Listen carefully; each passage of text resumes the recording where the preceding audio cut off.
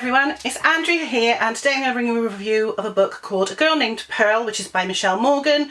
Michelle Morgan is the respected author of such books as Marilyn Monroe, Private and Undisclosed, Ice Cream Blonde, Thelma Todd the Ice Cream Blonde, The Mammoth Book of Hollywood Scandals, The Mammoth Book of Madonna, and soon to be released 20th Century Star Carole Lombard, which is going to be an amazing book. I can't wait to get my little hands on it. It's going to be fantastic.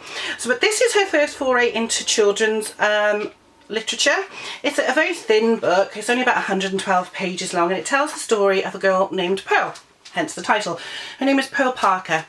Her mother is a single mother, and the father abandons her and Pearl when Pearl's not even born, and he refuses to have anything to do with them. So feeling unable to cope, she lets her best friend look after her. Now this is set during the 1920s and 30s, so it's during recession, Depression America in California. Lots of things happen. And in the end, she ends up in an orphanage because her Aunt Thelma marries a man who is quite abusive.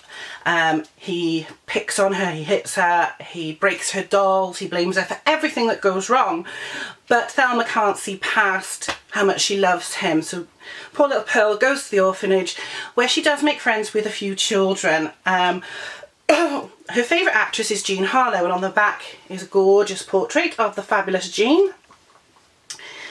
And so her and her friend Doris decide they're going to meet Jean Harlow, so they go off one day to meet her. And this basically tells why they want to meet Jean Harlow. It's a beautifully little book, beautifully written book.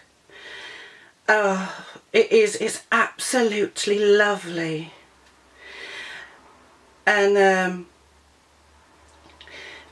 you know, Uncle Don was very nasty to her, and the fact that he wouldn't celebrate her birthday. She's 9, you've had enough birthdays now. So her aunt, she secretly saved up some pennies and managed to buy me a pretty pink cake with strawberry frosting and 9 white candles on the top. Oh. Hurry up and blow them out, said Aunt Thelma. We need to get all this tidied away before Uncle Don comes home. I did as I was told, and then we cut 2 huge pieces of soft, creamy cake. Oh, it was delicious. And do you know what I did with the rest? I put it in a box and I hid it under my bed. Then every day for the next week, I had a little bit of cake when I came home from school. It got a bit dry and crumbly towards the end, but it still gave me something to look forward to each day. So it is really sad, but it's also really beautiful. It's a lovely story of friendship in the Depression and how people managed, and it's just a lovely little story. And it starts, chapter 1, my first bed. What was your first bed like? Can you remember? Was it a crib with lace walls and a soft princess pillow to rest your head? Did your grandmother sew you a happy coloured blanket, or was it knitted by your mother? Was the mattress deliciously soft or as hard as bricks? Never mind if you can't remember, because regardless of how it looked, I imagine your bed was 1,000,000 times better than mine. I will tell you all about that in a moment, but I need to start my story at the beginning and explain how I came to be on this earth in the first place. So it's just absolutely, excuse me, it's a beautiful little novel. Now this is only £6.50, it's not available in the shops. You have to buy it from lulu.com. Now, what I'm going to do is I'm going to put a link to the actual book page in the notes below, so if you want to support Michelle and buy this book, which I would totally advise you do, it's a lovely story. I was in tears by the end. Tears. I don't cry at books. I cry at dogs and kittens and fluffy things.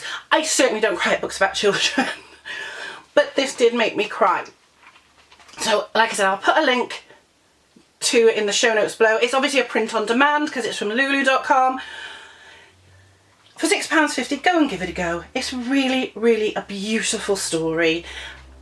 Michelle is such a great writer. She's a brilliant writer, and it's lovely to see a fiction story from her. I mean, her biographies, as you know, I love her biographies, and I have got her Marilyn one, which is just, well, 2 of her Marilyn. Well, she's got lots of Marilyn ones. This one is one of them, and this one. These are together on the shelf, and these are brilliantly written. So it's really nice to see her write a fictional story, and it's for children as well.